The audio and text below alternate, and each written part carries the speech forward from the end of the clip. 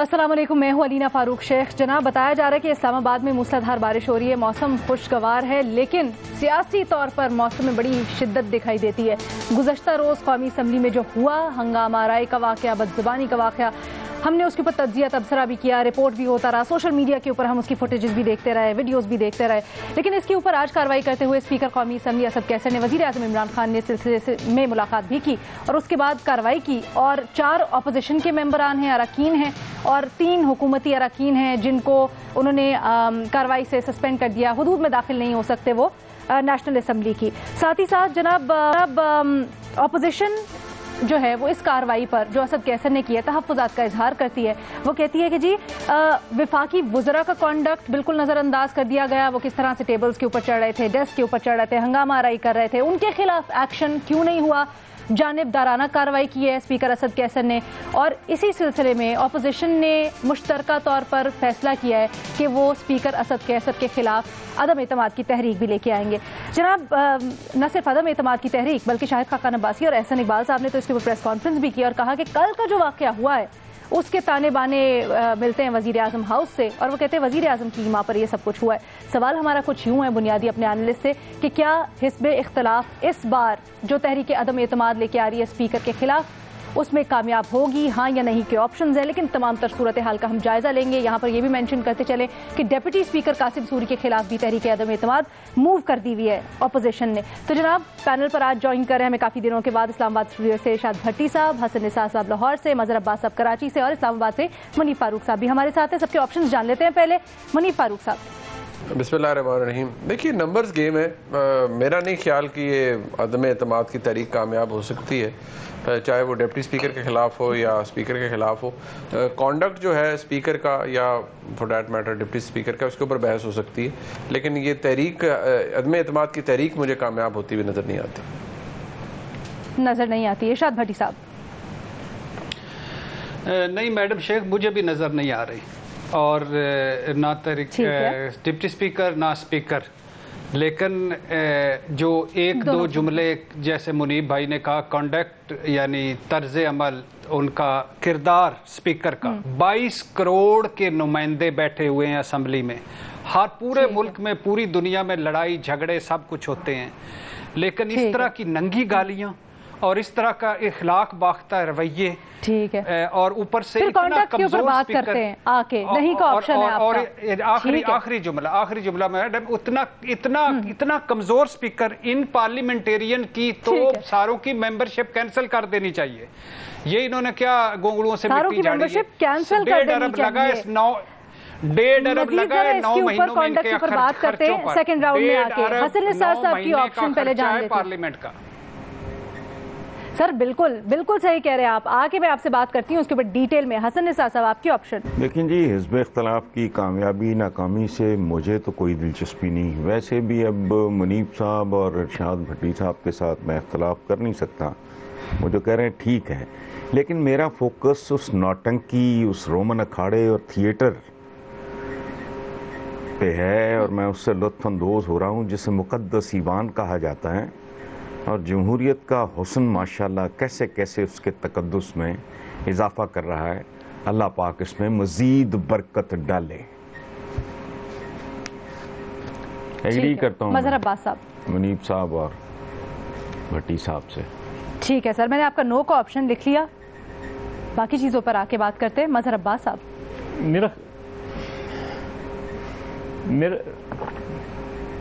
मेरा ख्याल है जज्बाती अंदाज में अपोजिशन ने फैसला किया है, आपके नंबर गेम्स अगर नहीं हैं तो उसके पहले तो डिप्टी स्पीकर का कर लेना, आजमा लें, टेस्ट कर लें।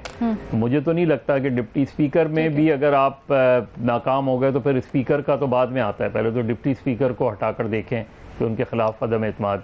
बाकी मेरा ख्याल है जो स्पीकर ने आज अरकान के 7 अरकान को क्या दाखिला बंद किया है, तो मेरा ख्याल है कम लोगों का दाखिला बंद किया, ज़्यादा लोगों की इसमें तादाद को जो बहुत विजिबल नज़र आ रहे हैं जो लोग, उनके खिलाफ भी कार्रवाई नहीं हुई है। इन 7 अरकान के खिलाफ जो कार्रवाई हुई है वो गलत नहीं है, लेकिन कम अरकान के खिलाफ। दूसरा ये कि स्पीकर को कार्रवाई करने के बाद अगर वज़ीर आज़म से मिलते तो ज़्यादा बेहतर था, कार्रवाई से पहले मिलने के तासुब जो है वो स्पीकर के हवाले से गलत जाता है। स्पीकर साहब ने जो कार्रवाई की है उसके ऊपर मैं वापस आती हूँ, लेकिन मुनीब फारूक साहब, जैसे कि हम सभी बात कर रहे हैं, शौक भी हैं, जाहिरी बात है खुफिया बैलेट से वोटिंग हो गया, तरीकाकार थोड़ा सा डिफरेंट होता है, तो ये बड़ा ऑब्वियस है कि नहीं नंबर्स गेम शायद पूरी कर सकते, तो फिर मकसद क्या हो सकता है? अपोजिशन ने भी तो ये बात सोची होगी ना, फिर क्यों लेके आ रहे हैं तहरीक अदम एतमाद?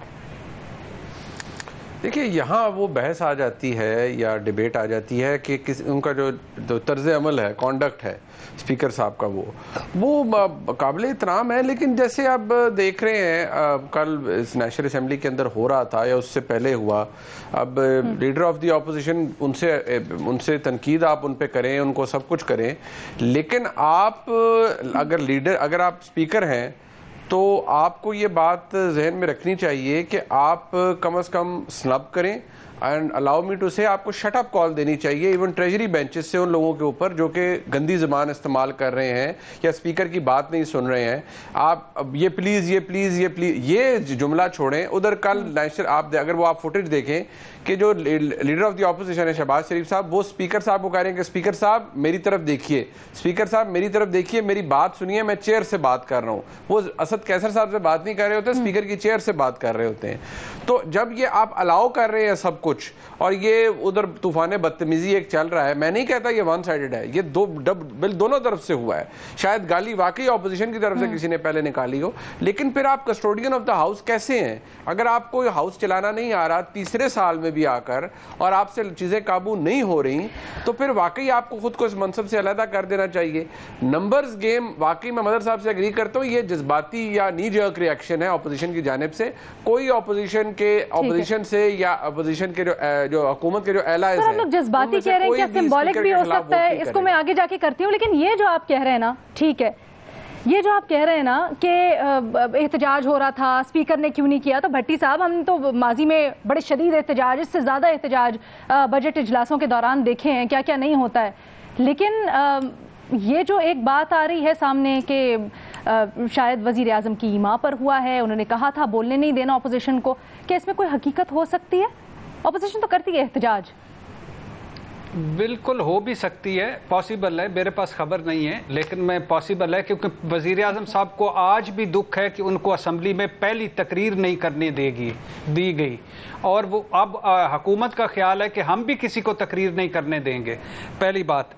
दूसरी बात ये है कि मैं इन सारे असम्बली, ये जो मुझे रोज़ भाषण देते हैं, पार्लियामेंट सुप्रीम है, पार्लियामेंट का तकद्दुस है, पार्लियामेंट जो है वो उसकी इज्जत करो, मैं इनसे पूछना चाहता हूं कि 1.5 अरब 9 महीनों में खर्चने वाले लोगों और मेरे गरीब मुल्क के नुमाइंदों, ये जो गालियां आप असम्बली में खड़े होकर दे रहे थे, ये घर दे सकते हो अपने घरों में? या तो अपने घरों में ये गालियां दे सकते हैं तो मुझे कोई एतराज़ नहीं है कि पार्लियामेंट में दें। नंबर टू ये एक तरफ लगा हुआ था कुत्ते बिल्ले की सरकार, दूसरे कह रहे थे नहीं चलेगी। दूसरी तो कुछ गालियां ऐसी, इशारे ऐसे हैं कि जो मुझे नहीं लगता कि मैं कभी जिंदगी में वो बता पाऊंगा ऐसे। तो ये मेरे मेंबर पार्लियामेंट है, इसलिए इस निज़ाम, इस पार्लियामेंट और इन सारों से एतमाद उठ गया है। ये करने क्या गए थे? ये अपने आकाओं को खुश कर रहे थे, अपोजिशन वाले भी और हुकूमत वाले भी। तो तुर्की ब तुर्की जवाब, ठंड पड़ जाएगी। पूरी दुनिया में होता है पार्लियामेंट में झगड़े होते हैं, लेकिन पूरी दुनिया की पार्लियामेंट कुछ करती भी है। तो मैं जरा पूरी दुनिया की पार्लियामेंट कुछ करती भी है। ये नहीं कि एक दिन में 21 बिल पास करवाए और बाकी सारे साल लड़ते रहो। ठीक है सर, वो 21 बिलों के ऊपर भी बड़े तहफ़्फ़ुज़ात आ रहे हैं, उसको हम अगले सवाल में भी डिस्कस करते हैं। मज़हर अब्बास साहब, कहूँ भी यही बात हसन निसार साहब ने भी किया, आप जवाब देंगे इसका? अग्री करते हैं आप? नहीं, उनका ओपिनियन है, जाहिर है अब हसन निसार साहब या अरशाद भट्टी साहब का काबिल एहतराम है ओपिनियन, मैं उससे एग्री करूँ या नहीं करूँ। देखिए, आप इंडिविजुअल्स की बुनियाद पे आप कभी सिस्टम को बुरा नहीं कहते, आप इंडिविजुअल एक्ट्स को बुरा कहते हैं, क्योंकि सिस्टम तो ये दुनिया के और ममालिक में भी राइज है, तो वहाँ सक्सेसफुल है। कुछ ममालिक ऐसे भी हैं, आप जापान की मिसाल लें, आप पाकिस्तान की कौमी असम्बली के कंडक्ट को भूल जाएंगे जो जापान की असम्बलियों में होता है, फिजिकली उठा के एक दूसरे को बाहर फेंकते हैं। देख लें, वीडियोस देख लें, और भी कई असम्बलियाँ हैं उसमें देख लें, होता है। इसकी कोई जस्टिफिकेशन नहीं है केस होने की। और ये देखिए, इस वक्त जो सूरत हाल है उसमें पार्टी के लीडरशिप से जो है डिमांड करता है कि पार्टी की लीडरशिप इनकी मेंबरशिप सस्पेंड करे। पार्लियामेंट में जो एक्शन हो रहा है वो तो हो ही रहा है, स्पीकर जो करे वो तो करे ही जी। लेकिन पार्टी हेड्स को उनकी मेंबरशिप सस्पेंड करनी चाहिए। अगर पार्टी हेड्स इनकरेज करते हैं तो फिर आप सिस्टम को नुकसान पहुंचाते हैं। पार्टी किसी भी एक पार्टी ने कोई एग्जाम्पल सेट करें मेंबर्स की, इनकी मेंबरशिप सस्पेंड करके, इनको शो कॉज नोटिस देके, इनसे एक्सप्लेनेशन कॉल करके और बजट पे डिबेट खत्म करवा दें। क्योंकि जिस डॉक्यूमेंट को ये वेपन ऑफ मास डिस्ट्रक्शन बना रहे हैं, जिस डॉक्यूमेंट को उठा के ये एक दूसरे के सर फाड़ रहे हैं, उस डॉक्यूमेंट पे तो बहस कर रहे हैं। ये जिस डॉक्यूमेंट को ये फाड़ रहे हैं, जिस डॉक्यूमेंट को एक दूसरे के ऊपर उछाल रहे हैं, उसी पर तो बहस कर दें। बहस के लिए सेशन है, तो फिर इस डिबेट को खत्म करें। इस पे डिबेट की जरूरत, और कम से कम वो लोग, उनको तो स्पीकर पॉइंट आउट करें कि जो ये डॉक्यूमेंट फेंक रहे थे उनको बजट सेशन में बोलने की इजाजत नहीं होनी चाहिए। और ये जो मूव है, देखिए वोट ऑफ नो कॉन्फिडेंस की जो मूव है, ये सिंबॉलिक नहीं है, क्योंकि सिंबॉलिक चीज तो बहुत नुकसानदेह होगी अगर आप करेंगे और शिकस्त खा जाएंगे, जो कि बज़ाहिर नजर आ रहा है। ये एक टेस्ट है बिलावल और शहबाज शरीफ की कॉम्बिनेशन का। ये एक टेस्ट है बिलावल, क्योंकि जो शहबाज शरीफ का नैरेटिव है वो अब क्लोज हुआ है बिलावल भुट्टो के नैरेटिव से। बहुत इंटरेस्टिंग चीज़ होगी कि क्योंकि बाहर जो अपोजिशन है वो बड़े मुख्तलिफ अंदाज में देख रही है चीज़ों को, जो पार्लियामेंट के अंदर की अपोजिशन है वो बड़े मुख्तलिफ अंदाज में देख रही है। तो अब देखते हैं कि इस इम्तिहान में शहबाज शरीफ और बिलावल भुट्टो किस हद तक कामयाब होते हैं। सर अगर सिंबॉलिक नहीं है, टेस्ट है, तो फिर किस तरह से करेंगे, ये जरा मैं आपसे आगे जाके पूछती हूँ। हसन निसार साहब को पहले शामिल गुफ्तगू करती हूँ। हसन साहब, आपकी इसके ऊपर क्या राय है? जिस तरह से सब कुछ हो रहा है, क्या आपको लगता है कि क्या हुकूमत खुद ही से अपोजिशन को अपने खिलाफ स्ट्रॉन्ग कर रही है, मौके दे रही है उनको? ये मुहिमजू किस्म के जुनूनियों का, नीम पुख्ता नीम बालिग लोगों का इज्तिमा है और मोस्टली यही कुछ होता रहा है। इसलिए मुझे कोई हैरत नहीं। और अपना जो कह रहे थे सर, लेकिन ऐसी गालियां वहाँ भी होता है, वहाँ भी होता है, वहाँ तो बहुत कुछ पॉजिटिव भी होता है। कोई बात नहीं, इनसे आप देखो अलीना, आप इनसे क्या एक्सपेक्ट कर सकते हो? मतलब सांप को दूध भी पिलाओगे। अभी भट्टी साहब कह रहे थे इतने अरब खा गए फलाना टमकाना, वो सांप को दूध, फिर हैरान होना सांप डस गया है। भाई ये कौन लोग हैं? तो प्लीज इलेक्टेबल्स को समझो, इस मुल्क की 73 साल तारीख, ये कौन लोग हैं? उसके बाद जो एलिमेंट आता है वो किस किस्म का होता है, मुझे ये बताओ। आप पेंटर बनना चाह रहे हो, कोई शायर बनना चाह रहे हो, सिविल सर्विस में जाना चाह रहे हो, इनमें से तो कई लोग ऐसे भी हैं धंधा, इसमें किस टाइप के लोग ऐसे भी हैं जो एलिमेंट ऑफ चेंज थे, बल्कि भाई वो एक्सेप्शंस हैं। उनके ऊपर बड़ा एक जमाने में एतमाद का इजहार किया था। भाई उसको मारें गोली, वो तो कुछ ना कुछ तो बेचना होता है ना। रोटी कपड़ा, सुन लेना, रोटी कपड़ा मकान भी बेचा, पाकिस्तान जन्नत होगा वो भी बेचा, आजादी होगी वो भी बेची। यहाँ बिकता जो है वही बेचना ना आपने। तो जिन मुल्कों में ये कुछ होता है, पहली बात तो ये है कि जरूरी है हमारे यहाँ भी हो, लेकिन बिस्मिल्लाह, हम गए गुजरे लोग हैं, ठीक है, लेकिन वहां तो बहुत कुछ पॉजिटिव भी होता है। वो मुझे को 3-4 इस मुल्क में गिनवा दें, बस मेरी तसल्ली हो जाएगी। ये मटीरियल ऐसा है, मैंने कल भी अर्ज किया था, इनके खमीर में ही ठीक है खैर मौजूद नहीं है। एक खास माइंड सेट है जो पॉलिटिक्स में आता है, वरना क्या इस मुल्क की पॉलिटिक्स इस काबिल है कि कोई बंदा जो अफोर्ड कर सकता हो 10-20 करोड़ का जुआ खेलना? ये इकलौते नहीं है, एक मिजाज है, ये मुहिम जू है। ये मेरे आपके लिए कानून साजी, खुदा का वास्ता, ट्राई टू अंडरस्टैंड, ये मेरे आपके लिए खपने और कानून बनाने नहीं आते। पिछली जमात के कितने वागुजार हुए नाजायज कब्जे। असल कारोबार और है, दौलत बजरिया सियासत, सियासत बजरिया दौलत। ये एक शैतानी चक्कर है। ठीक है जी, हम सीरियस हो रहे हैं, मेरी उम्र नहीं है वैसी। हमारी उम्र है, हमने तो आगे इसी तरह से लेके चलने, इसको देखने हम तो परेशान हो गए हैं। वो क्या रहा है और आगे आगे क्या होगा, क्या ऐसे ही चलता रहेगा, ये भी एक बड़ा ही डिलेमा है। खैर जी, हमारे तमाम एनालिस्ट जो तहरीक अदम एतमाद आ रही है उसके ऊपर ये कह रहे हैं कि अपोजिशन इसमें कामयाब नहीं हो सकेगी, लेकिन जो बदतमीजी हुई और फिर उसके ऊपर कार्रवाई की गई तो मजहर अब्बास साहब और इरशाद भट्टी साहब पार्टी लीडरशिप से मुतालबा करते, चाहे वो अपोजिशन हो या हुकूमत हो, कि जो लोग आइडेंटिफाई हुए हैं उनके खिलाफ एक्शन लिया जाए और सबके खिलाफ लिया जाए, सिर्फ वो लोग नहीं साथ जिनके खिलाफ कार्रवाई हो रही है अक्रॉस द बोर्ड। इससे भी ज्यादा और जो फुटेजेस में नजर आ रहे हैं उनकी पार्टी रुकनीयत मुअत्तल की जाए। अब क्या ऐसा होगा ये देखना बड़ा अहम है जनाब। आने वाले दिनों पे भी इसके ऊपर तज्जिया तबसरा जारी रहेगा। एक छोटी सी ब्रेक लेते हैं, एक और बड़ा अहम इशू है जो कि पार्लियामेंट से ही रिलेटेड है, उसके ऊपर बात करेंगे ब्रेक के बाद।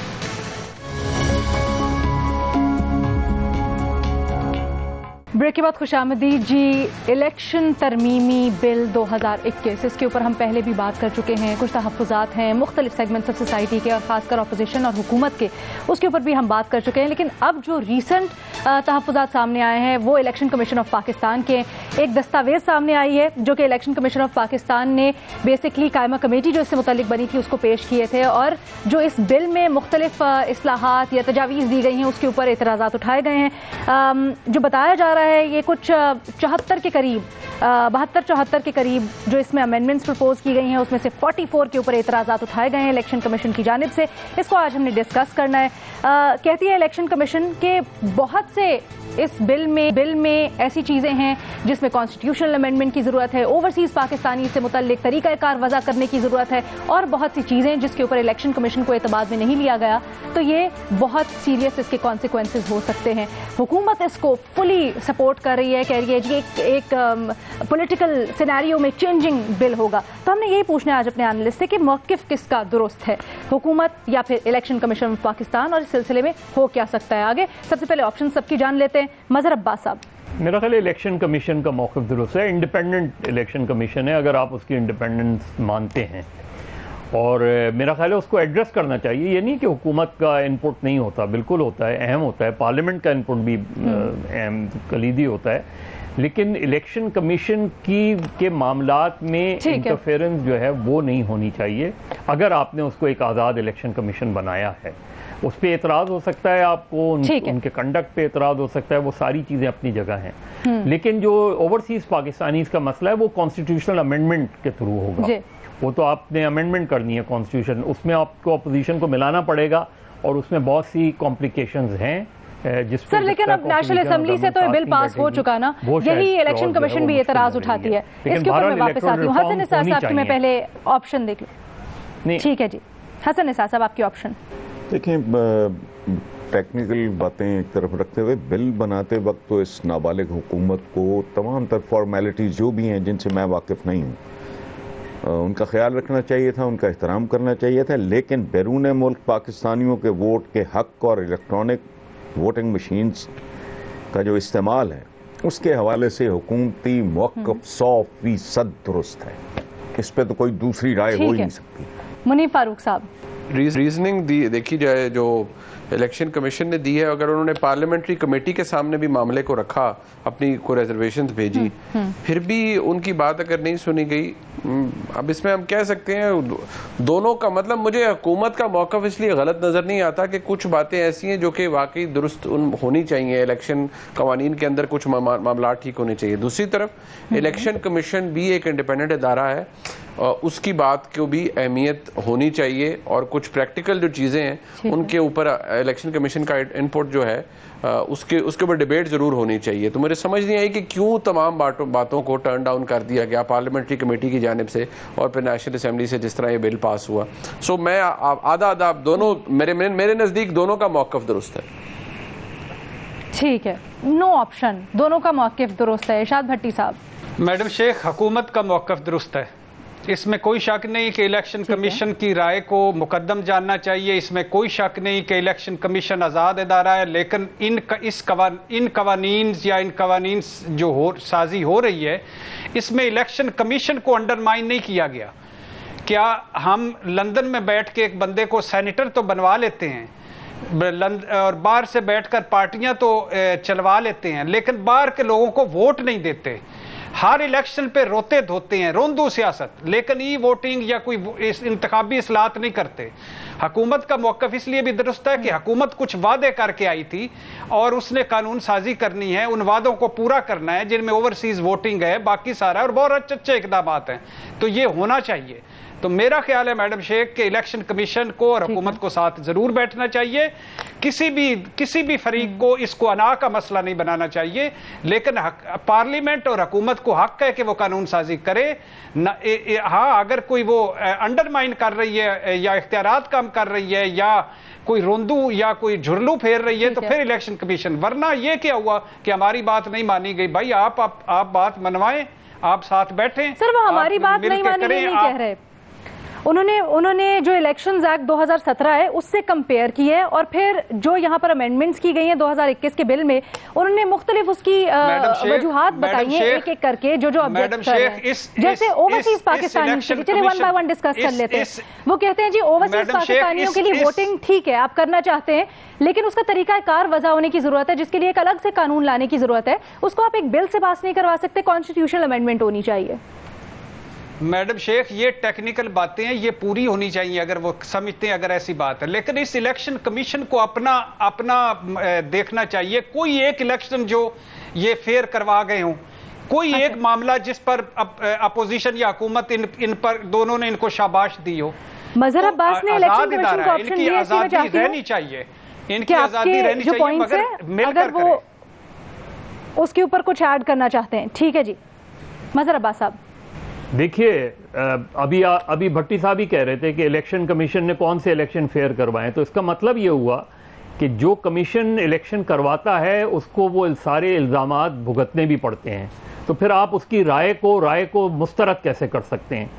इलेक्शन तो उसी ने करवाने हैं। आप पूरी मशीनरी उठा के एडमिनिस्ट्रेशन की, इलेक्शन कमीशन को आपने कितना पावरफुल बनाया है। एडमिनिस्ट्रेशन जो है वो प्रोविंशियल गवर्नमेंट्स प्रोवाइड करती है, फेडरल गवर्नमेंट प्रोवाइड करती है, वो इलेक्शन कमीशन का स्टाफ नहीं होता। लेकिन जब धांधली का इल्जाम लगता है तो वो हुकूमत पे तो नहीं लगता। कि जैसे ओवरसीज पाकिस्तानीज की बात करें, बिल्कुल ओवरसीज पाकिस्तानीज को, तो फिर ओवरसीज पाकिस्तानीज जो वोट का राइट दे रहे हैं, तो आप उन्हें इलेक्शन लड़ने का भी राइट दे रहे हैं, और उस पर वो दे रहे हैं कि अगर आप इलेक्शन जीत जाएंगे तो आप जो है वो आपको अपनी जो है वो दोहरी शहरियत ख़त्म करनी पड़ेगी, और अगर आप इलेक्शन हार जाएंगे तो आप अपनी वो रखें कायम। मतलब ये कॉन्ट्रडिक्शन कैसी है कि मैं जो हूं वो दो मुल्कों का शहरी हूं, एक मुल्क में अगर मैं इलेक्शन जीत जाता हूं तो मुझे वो सरेंडर करनी पड़ेगी। तो भाई इलेक्शन लड़ने से पहले क्यों नहीं सरेंडर कर रहे अगर आपको शौक है इतना? तो इस चीज को उस पैराए में ना देखें कि ओवरसीज पाकिस्तानी आपको यहाँ पैसे भेज रहे हैं, रेमिटेंस भेज रहे हैं, इसलिए वोटिंग नहीं। उनको अगर इलेक्शन पाकिस्तान की पॉलिटिक्स में इंटरेस्ट है, क्योंकि फिर वो यहाँ भी वोट देते हैं, वो अमेरिका में भी वोट देते हैं, वो कनाडा में भी वोट देते हैं, वो बरतानिया में भी वोट देते हैं, और यहाँ इलेक्शन लड़ेंगे। अगर जीत गए तो सरेंडर करेंगे, हार गए तो अपनी वो बरकरार रखेंगे। ये क्या कॉन्ट्रडिक्शन है? इसको क्लियर होना चाहिए। आपके मुताबिक ये कॉन्ट्रडिक्शन है, ये सेंस नहीं बनाती है। एक छोटी सी ब्रेक लेते हैं जी। भट्टी साहब, इलेक्शन कमीशन ऑफ पाकिस्तान को शिकवा ये है कि कायमा कमेटी को उन्होंने अपनी तजावीज़ दी, लेकिन जो उसके ऊपर बातचीत होनी चाहिए थी उनको कुछ को शामिल ना किया गया, डिबेट नहीं की गई, उनकी राय नहीं दी गई। भुगतना तो एंड में मजहर अब्बास साहब जैसे कह रहे थे इलेक्शन कमीशन को ही पड़ता है। देखिए मैडम शेख, इलेक्शन कमीशन का रवैया है ना खेडांगे ना खेडन देंगे। यानी इस कानून साजी के साथ, इस इलेक्शन कमीशन के इख्तियारात के साथ, इस इलेक्शन कमीशन के साथ कोई बताएं, कोई भले की एक डस्का नहीं करवा सके थे। प्रिजाइडिंग अफसर कहीं चले गए, फलाना कोई हो गया, धुंध पड़ गई, फलाना हो गया, जो इलेक्शन होता है धांधली का होता है। तो अब इनको, हुकूमत को, दूसरी बात है, मैं मजहर साहब से एग्री करता हूं वो दोहरी शरीयत वाले पे कि एक उधर आपकी शरीयत है, किधर आप जीतें तो शरीयत वो तब सरेंडर करें, पहले क्यों नहीं करें। लेकिन इससे पहले का कानून भी किसी हुकूमत ने बनाया था, ये भी कानून कोई हुकूमत बना रही है, तो उनको जाहिर मैंडेट दिया है, अगर इस अवाम ने तो बनाएं, अगला आके उसको टर्न डाउन कर देगा। बात बुनियादी तौर पर यह है कि इलेक्शन कमीशन को हुकूमत के साथ बैठना चाहिए और उनको बताना चाहिए कि ये हमारी जरूरियात पूरी करें ताकि अगला इलेक्शन फेयर हो। ना के बजाय इसके कि आप खतो किताबत के करें कि आपके 72 हैं तो हम 28 रिजेक्ट करते हैं, फलाना करते हैं। आपको ऐसा नहीं करना चाहिए। हुकूमत है, हुकूमत पार्लियामेंट है, सेनेट है, आपने एक मरतबा दिया, दूसरी मरतबा दे दें। मुनीब फारूक साहब, कायमा कमेटी में लेके तो गए थे इलेक्शन कमीशन वाले, तो इसके ऊपर क्या वहां पर जॉट डाउन नहीं होनी चाहिए थी चीजें नेशनल असेंबली में आने से पहले? देखिए, जो कायमा कमेटी है उसके अंदर अपोजिशन मेंबरान भी होते हैं, लेकिन कुछ जो रिपोर्टिंग हुई है इस बार वो ये कि जब ये वहाँ से कमेटी से अप्रूव हुआ तो जो अपोजिशन मेंबर्स थे उनमें से मोस्टली एब्सेंट थे। वहाँ पे भी जारी बात है वोटिंग होती है। अब इशू यहाँ पर ये है कि हम इलेक्शन कमीशन को कहते हैं कि ये नाकाम है जी, ये फेयर इलेक्शन नहीं करा सके। इसके ज़रा स्ट्रक्चर को समझिए और कुछ प्रैक्टिकल चीज़। इलेक्शन कमीशन के पास कोई अपनी फोर्स नहीं होती, कोई एग्जीक्यूटिव अथॉरिटी नहीं होती। हमारे मुल्क के अंदर बदकिस्मती से in aid of election commission मुख्तलिफ जो आपकी हुकूमतें हैं वो काम करती हैं, अपना अमला देती हैं। तालीमी इदारों से, महकमा तालीम से अमला जाता है जो कि प्रिजाइडिंग अफसरान, पोलिंग एजेंट, पोलिंग के जो लोग होते हैं वो शामिल होते हैं। अब बात ये उसमें से बहुत सी बातें हैं उसमें हम नहीं जाते, लेकिन इतनी बात मैं ज़रूर कहूँगा, हमारे मुल्क में ये मिसाल कायम की गई थी। हम भूल रहे हैं शायद कि जब 18वीं तरमीम पास हुई तो उसके अंदर जजेस की तैनाती का, सुप्रीम कोर्ट के जजेस की तैनाती का एक तरीका वज़ा किया गया था, जिसके ऊपर उस वक्त के जो चीफ जस्टिस थे और मौजूद जज साहिबान थे उनको बड़ा शदीद एतराज़ था। उसको कॉल अप कर लिया गया, कॉन्स्टिट्यूशनल अमेंडमेंट को चैलेंज हो गई और वो सुप्रीम कोर्ट में चली गई। उसको रेफर बैक किया गया पार्लियामेंट को कि हमें इस पर एतराज़ है तो ज़रा आप काइंडली इसको करें, इसको रिव्यू करें। बड़ा तमाशा लगा था उस वक्त, ठीक ठाक, कभी एक पिटिशन आ रही है, कभी एक सुओ मोटो हो रहा है, वो बड़ा उसकी एक हिस्ट्री है। तो क्या हुआ, जिसके नतीजे में फिर एक नया तरमीम करनी पड़ी जिसे हम 19वीं तरमीम करते हैं, जिसके अंदर बेसिकली जो जजेस अपॉइंटमेंट का तरीका है वो बदला गया। उसे वैसे रखा गया जैसे जज साहिबान चाहते थे। जो पार्लियामेंट्री कमेटी है ऑन जुडिशियल अपॉइंटमेंट, उसकी ताकत जो है वो बिल्कुल एज अ टाइटलर वो रह गई, उसकी कोई अहमियत नहीं रहेगी उस 19वीं तरमीम के नतीजे में। और उस वक्त के जो हिज़्ब इख्तिलाफ के लोग थे, मियां नवाज शरीफ साहब, इन्होंने बड़ा सपोर्ट किया था कि भाई वाकई जी मामला भेज दें जज साहिबान को, वो खुद बताएंगे कि कैसी तरमीम आप करें। तो ये हमारे मुल्क में हुआ है, इदारों ने तनकीद की है। मैं तो कॉन्स्टिट्यूशनल अमेंडमेंट की बात कर रहा हूँ, ये तो फिर एक एक्ट ऑफ पार्लियामेंट बनने जा रहा है। लिहाजा ये कोई ऐसी अनहोनी बात नहीं है, डिस्कशन होनी चाहिए कुछ प्रैक्टिकल चीजों के ऊपर। अगर इलेक्शन कमीशन वैलिड ऑब्जेक्शंस उठा रहा है तो मेरे ख्याल में पार्लियामेंट। अच्छा सर, वैसे मुझे क्लोज करें, लेकिन मुझे याद आता है फवाद चौधरी साहब ने इलेक्शन कमीशन के बारे खड़े होकर प्रेस कॉन्फ्रेंस की थी कि हम उनको ब्रीफ करके आए हैं और उन्होंने बड़े एतमाद का इजहार किया है सारे ड्राफ्ट के ऊपर, बिल के ऊपर। देखिए, मुझे नहीं पता, मैं ना उस ब्रीफिंग में था, हमने तो वो जो चीज on the face of it देखी, लेकिन अगर उन्होंने एक डॉक्यूमेंट्री चीज दे दी है कि इसके ऊपर प्रैक्टिकल इश्यूज हैं तो वो डिस्कस हो सकते हैं। इलेक्शन कमीशन को सियासी जमात वो एक इदारा है। मजहर अब्बास आप कुछ ऐड करना चाह रहे, क्विकली ले लें। अलीना, देखिए सिंपल सी चीज है कि अगर देखिए सिंपल सी चीज है, जब गवर्नमेंट, कोई भी गवर्नमेंट हो, जब इलेक्शन कमीशन को अक्यूज करती है तो इतना जरूर सोचना चाहिए कि ये सी इलेक्शन कमीशन को वो मुंतखब भी करते, ये वो नामजद भी करते हैं।